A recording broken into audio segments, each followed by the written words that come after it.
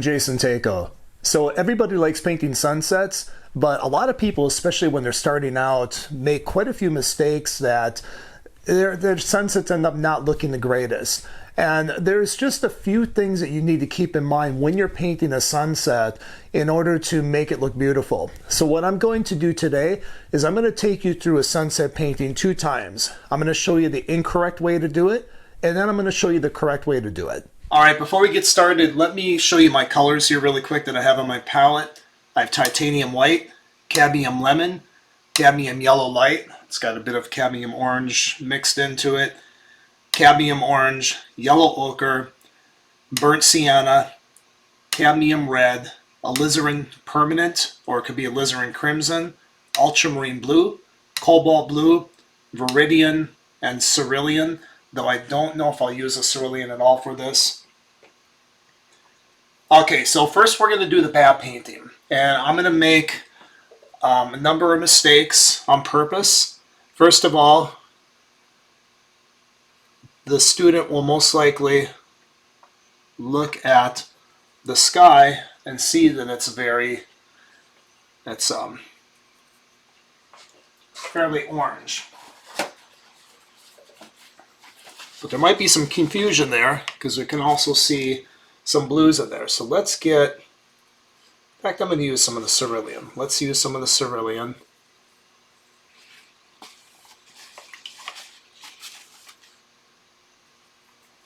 And I might add a little bit of white to it, but a lot of times students won't. And we're going to put that on our canvas. I am thinning it with mineral spirits. And because I did not clean my brush correctly, I have a bunch of green in there.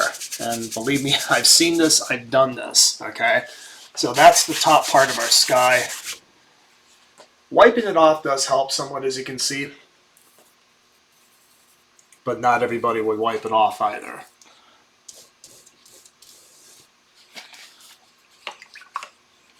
Okay, so we have that. And now we see some red in the sky. So I'm going to take some cadmium red. Put that in there. And not sure, I think it's where get some orange in there. Let's get some orange in.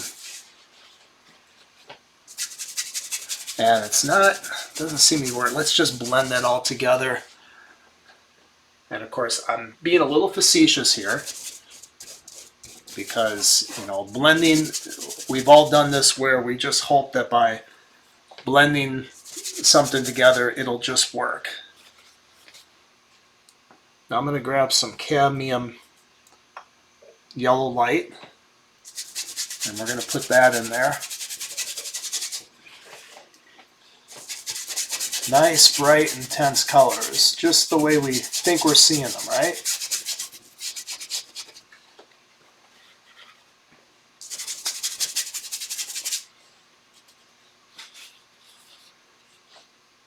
And then let's go with some cadmium lemon here at the bottom.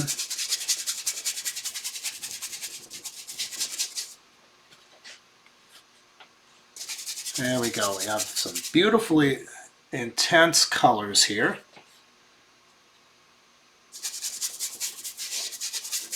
And you might be thinking, maybe, maybe not, that, hey, that looks good. I mean, that looks like a nice, intense sunset.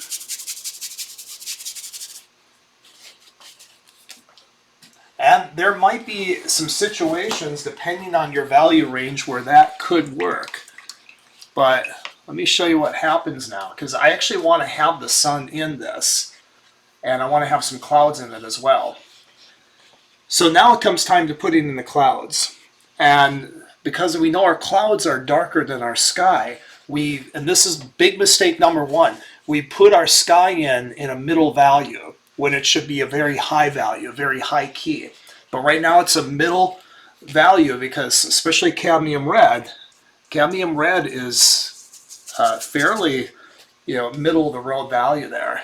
But rarely are your skies, especially with a cloudless sky, has middle of the road values in it, unless it's getting very dark. Okay, so let's make another mistake and let's use the same brush. We barely cleaned it. And now I have my clouds to put in there. So I'm taking ultramarine blue and alizarin because they're purple clouds, right? I always have purple clouds at sunset. And let's put our clouds in there.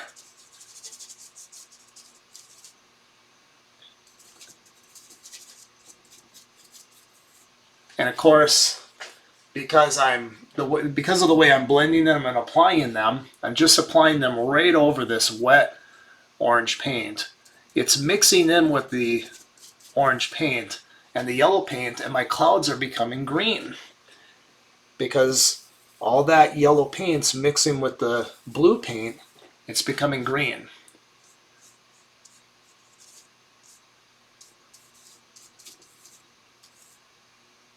So that's not too good there.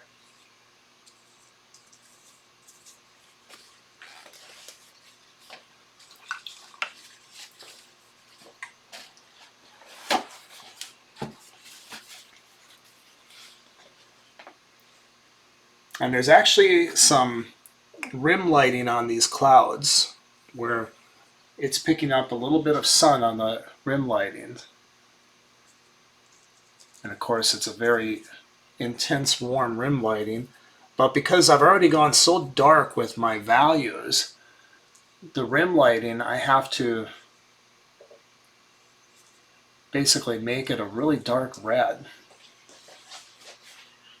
Or here's another thing I can do with the rim lighting.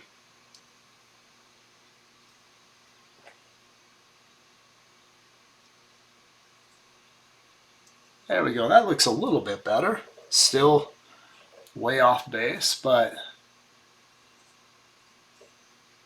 I can just put in some highlight there, just using cadmium yellow lights, a little cadmium orange. And now we have to put our sun in. So what do we do about our sun? Well, the sun is yellow, and I want the sun right about there.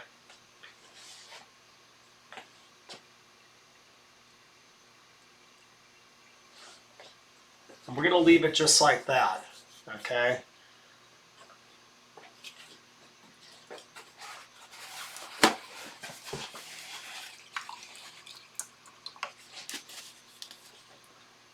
And further back we see some wispy clouds, so let's grab those wispy clouds that are a little darker than the sky. Oops, we got this mess here. I'll just wipe that and hope that gets better. Probably not. Let's put in some of these clouds like that.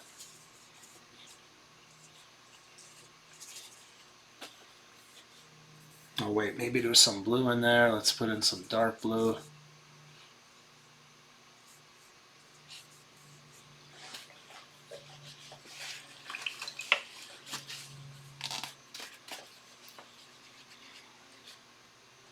And I think I see some hints of light blue back there, a cool color. I'm not sure. Let's put some of that in.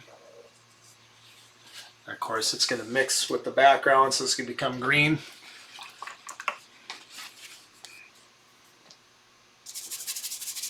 And now we have to put in some ground plane, something on the ground. And because we've gone so dark with our sky, and of course we all know, I'm being facetious here, that in a sunset everything is silhouetted. So I'm just going to take, I'm mixing a black. I'm just going to mix a nice black color here for our trees.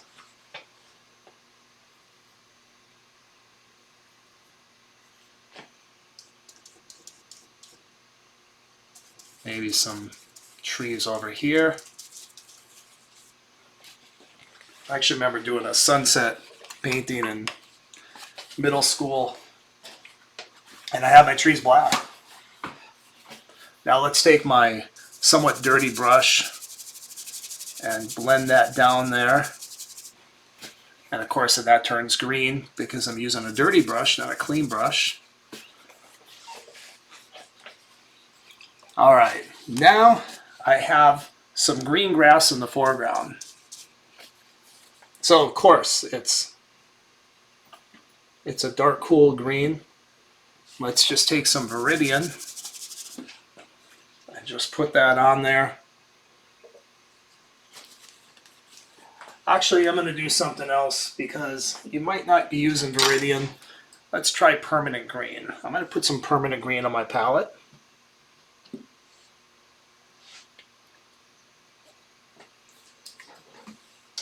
And mix that in with the Viridian.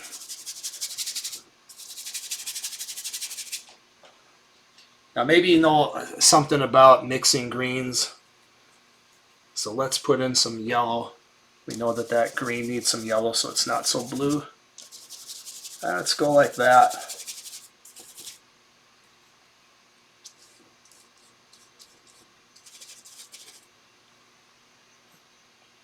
And because I need a lot of it right there, I'm going to go like this and like that.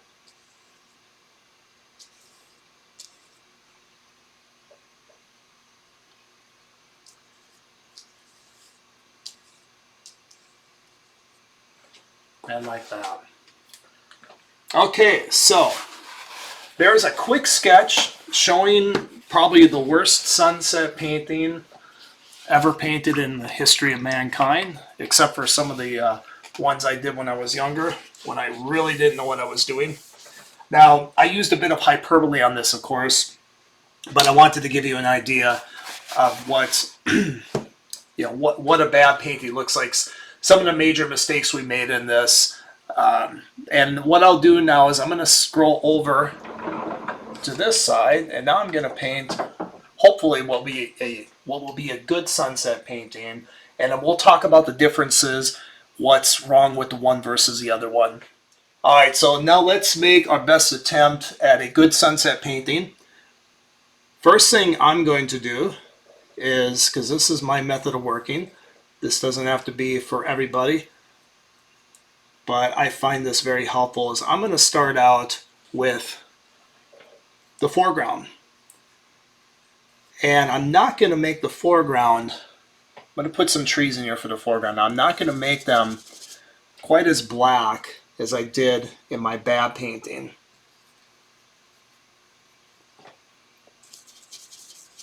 I'm going to have some color in them. You can still see green a lot of times. Now, this is obviously a summertime scene.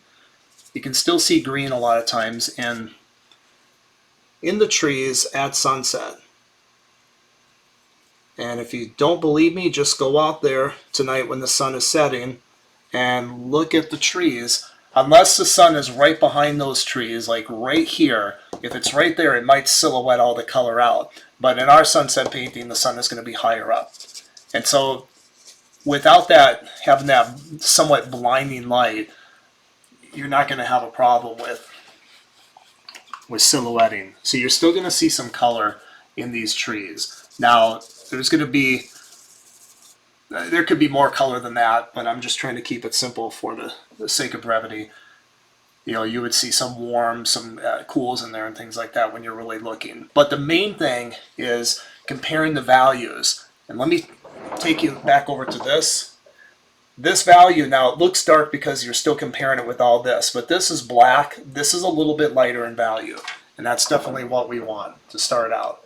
Now, if you're unsure, you can always go black, excuse me, and lighten up a little bit as you go. In oil paint, it's a lot easier to darken or lighten the dark than to darken the light. All right. So we're going to paint the ground plane, and I'm neutralizing this color. I'm taking some permanent green and some yellow ochre and making this a nice neutral color, nice neutral green. Because once again, you're still going to see quite a bit of color in the ground too. In fact, I need to go even lighter with that. And the reason why is because angles and consequent values, which is something I hammer into my painting students on my online classes, you want your ground plane to, in most cases, to be lighter than your trees. Now, once again, you could have temperature variations in here. Little spots of cooler color, warmer color, so on and so forth, but we're not going to bother too much with those right now. All right, now I'm going to take a lot, and this is the big key here, is the biggest mistake I'll tell you right now that people make with sunset paintings is they don't realize that a sunset sky is still going to follow the rules of angles and consequent values. Your sky is still going to be your lightest value plane. So anything you put in the sky has to be very light in value, even when you want a blazing sun. And I'll show you how to imply a blazing sun here in a minute. But everything has to be lighter in value than what's going on down here, even your clouds. And that's the biggest mistake that I see students make, is that they will, as we did with the bad painting, they'll put in, a full strength cadmium red or cadmium orange or something like that. And when you do that, you have nowhere left to go. So I'm taking ultramarine blue, alizarin, and a lot of titanium white. Now, these sunset skies can have a lot of variation in them. The one that I'm painting is going to have some clouds in the distance, which kind of open up to a more sunny sky. But the key is that look how light I have these values, okay? Now I'm going to take some titanium white and I'm going to add into this a little bit of cadmium red. And you can see on the mixing palette how, let's test that out,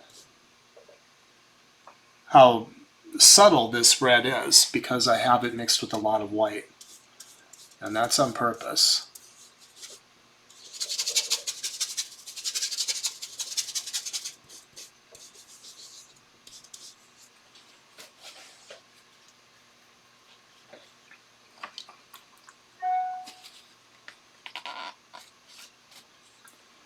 All right.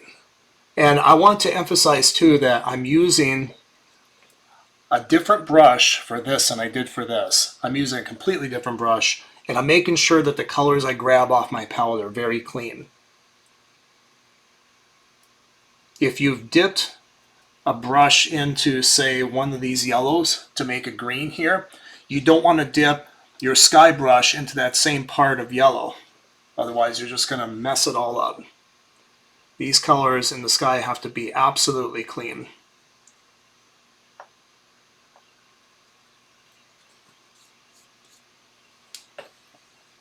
All right, so now we're fading into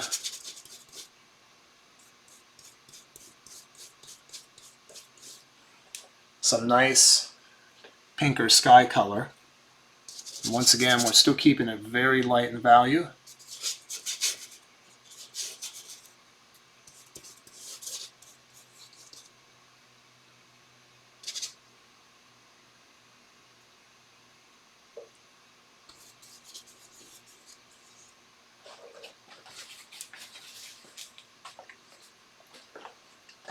All right, so now I want to get some of these clouds in. So take some ultramarine blue, some alizarin permanent, and a lot of white. And I'm going to mix maybe a touch of viridian in there and just a smidget of yellow ochre. Now I'm talking just a touch to neutralize them. I don't want them to be this full strength insane purple because it's not in nature.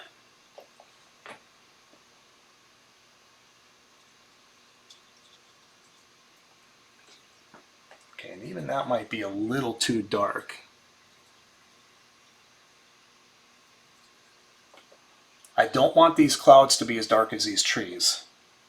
They can get somewhat close, but not as dark. And that is so important for getting a painting like this to read correctly.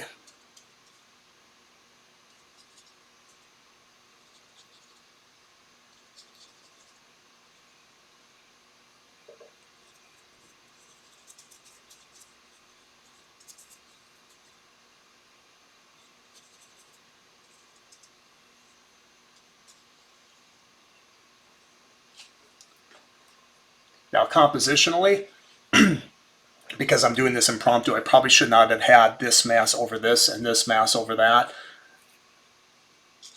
So don't pay too much attention to my composition here. I'm totally doing this on the fly. I literally just set up the camera and started going.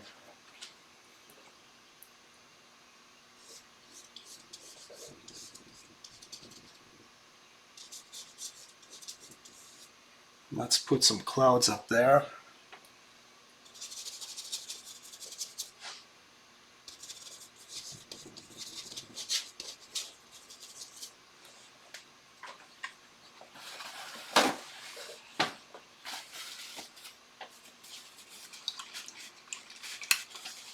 Okay, I'm going to clean this brush off really good. It's still my sky brush. Now I'm going to strengthen the orange in the sky a little bit, but I'm still adding a lot of white to it.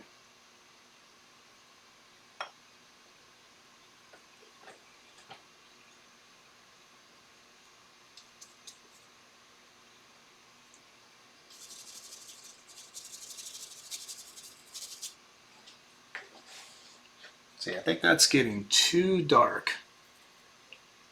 So let's add some more white to our color.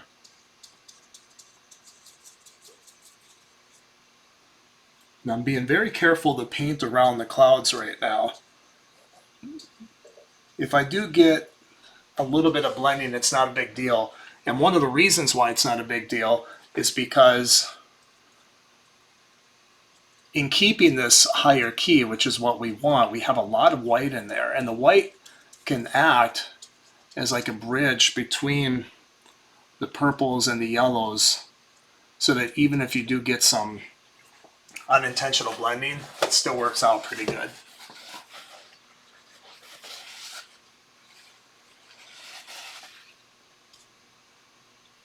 Now if I want to, I can bring some of this orange down a little bit more to subdue that.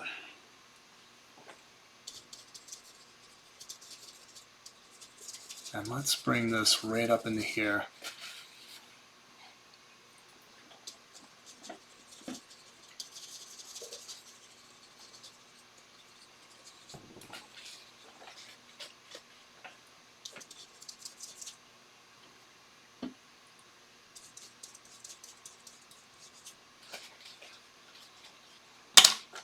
Okay, something that I like to do with skies is I like to do a little bit of subtle blending with a palette knife. Notice too how much more time I'm taking with this one than with the bad painting. It doesn't take too long to do a bad painting, but you do have to do some more. You have to put more thought and time into a good painting.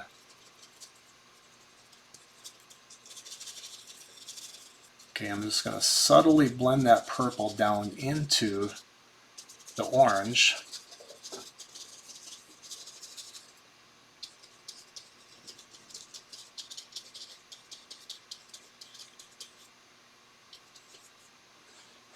Just like that.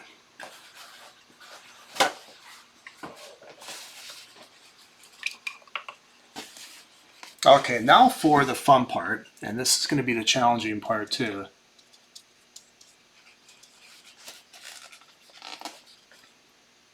is we're going to imply the actual sun itself.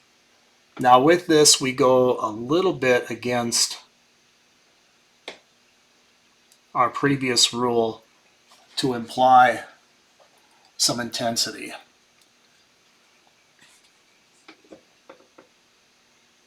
I'm just going a little bit stronger with the cadmium yellow and cadmium orange and cadmium lemon.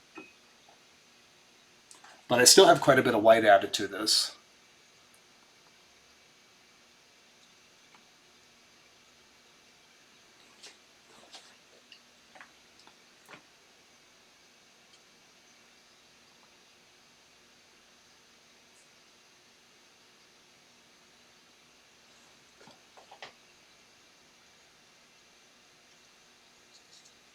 And what I'm doing is creating a bit more intensity around this area where the sun is going to be. And see, that's the beauty of holding your reserve, as Winston Churchill called it,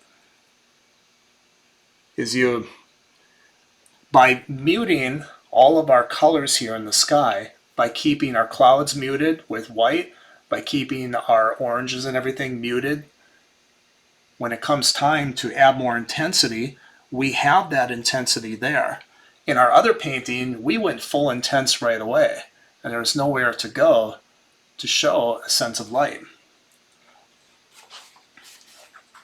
Now, I do want to emphasize that you can never paint a sunset exactly how it is if you're showing the sun in it. The sun is so bright, and you're never going to do, Richard Schmidt talked about this, you're never going to do a painting that shows, that's going to blind somebody. We can paint light, but we can't, paint actual light itself, replicate actual light. So I'm taking some pure titanium white, and actually I'm going to mix just a smidget of cadmium lemon in it. I'm sticking that right in the middle there.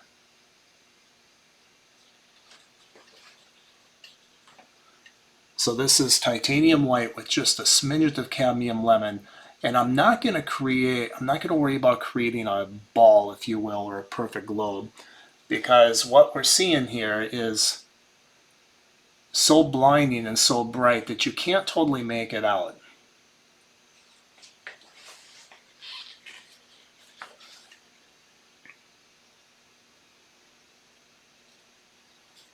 And now I'm going to mix a little bit more orange in.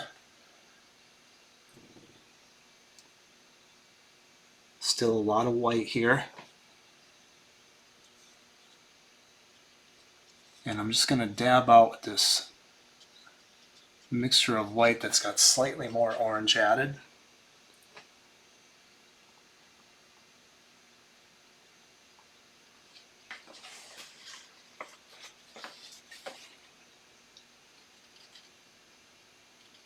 And now I'm going in with the even more intense orange.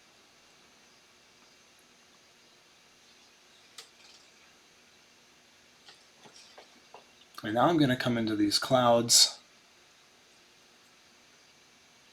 and very lightly brush this orange into the clouds a little bit.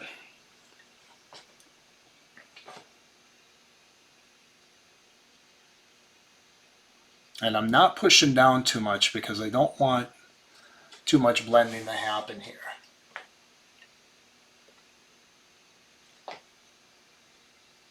Once again, we're using the stronger cadmium orange. Now it's getting a little dark right in there in value. I don't want that dark value like that. So I'm going to go back in with more of the white and yellow.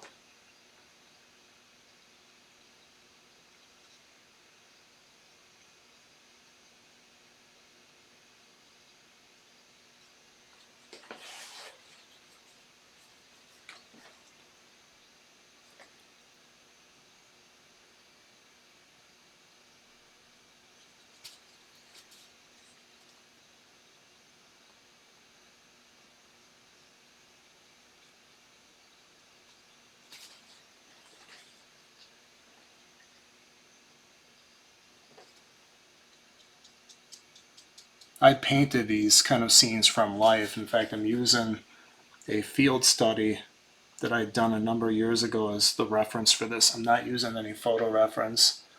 And boy, you have to paint fast when you do this. It's funny, I can paint this faster in life than I can in the studio, I guess, because I'm being a little more careful here.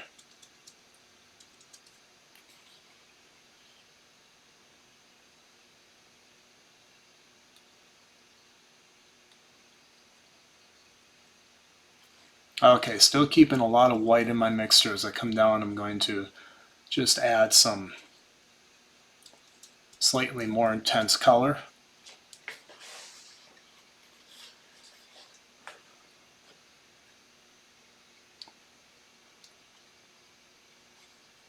I want to fix up that value there. It's a little too dark.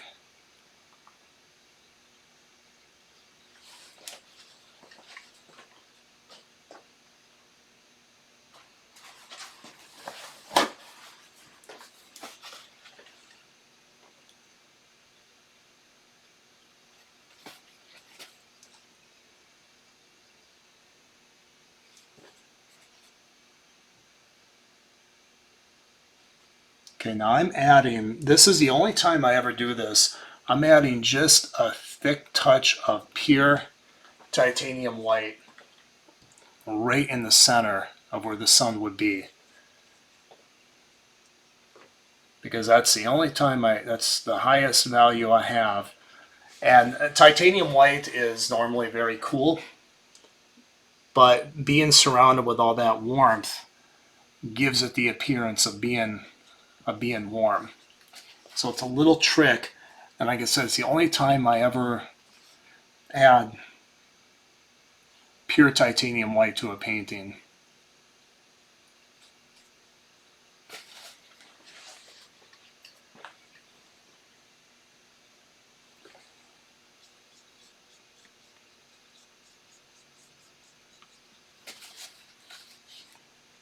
Okay, I'm coming out this orange into this cloud just a bit.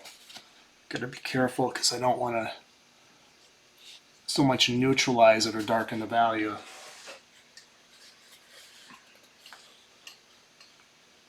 And right here still we have a little too dark of a value.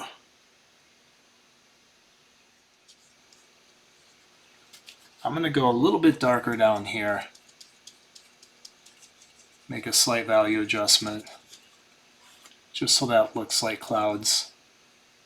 And I'm basically using this cloud color, but I'm mixing it into the lighter value cloud color that I have there.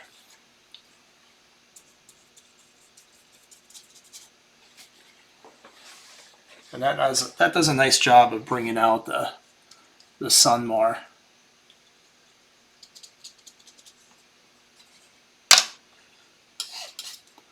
You can even take a palette knife and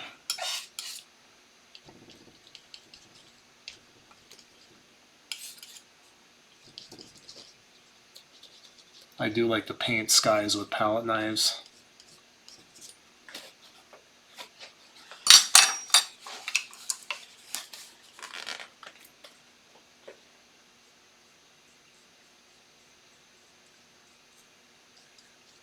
And do some soft blending here.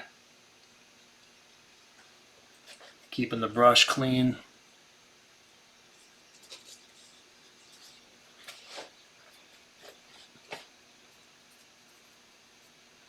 And I'm going to mix a little bit more of that cloud paint at the bottom.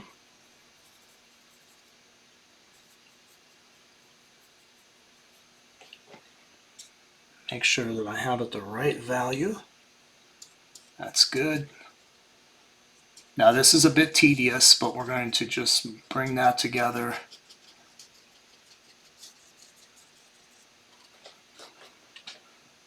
Up to the trees.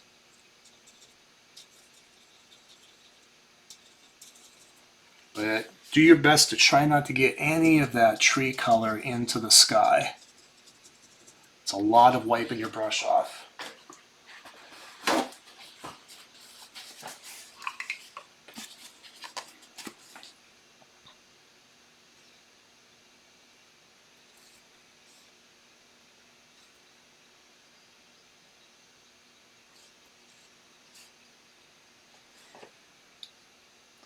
Now if you want to, you can go in and just go a little more intense with some of this orange,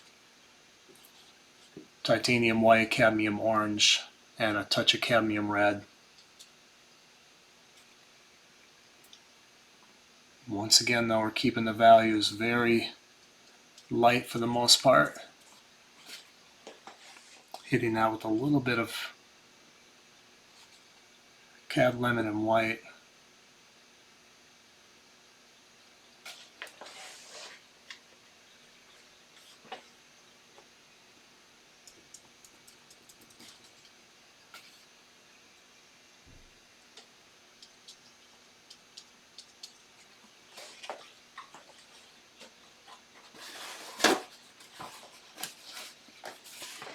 Okay, then one more thing in the bottom. Take some Viridian. Take Viridian and a little bit of burnt sienna and yellow ochre, and repaint these trees up in a little further to cover up the white area.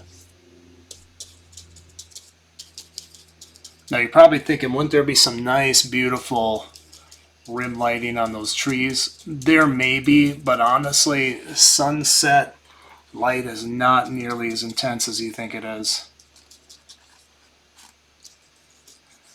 when it's in a situation like this.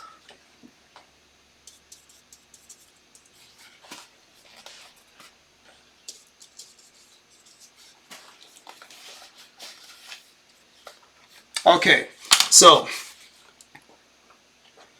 let's do a little bit of reviewing here. Let's go back to our bad sunset painting here. Now what we have going on here is a situation where I use full strength cadmium right onto the tube, okay? And cadmium orange, cadmium red, and just stuck that right on there. And then I went with very dark clouds, and the clouds, they're still a little lighter than the trees in value, but not much. These clouds look like they could just fall right out of the sky. They don't look like clouds at all. They look like some big dark mass, you know, stuck up there. And then I went in without cleaning my brush and I added in these other colors kind of haphazardly. I added some of this purple in, but because I stuck this right on top of all this cadmium that I'd stuck on here. But by the way, the first thing is I covered up the entire sky with this cadmium orange and red. Big mistake, because then when you put any of these clouds or anything on top, what's going to happen is that your nice cool colors are going to pick up that orange and that yellow, and it's just going to muck the whole thing up. You're going to end up with green clouds, as I have here.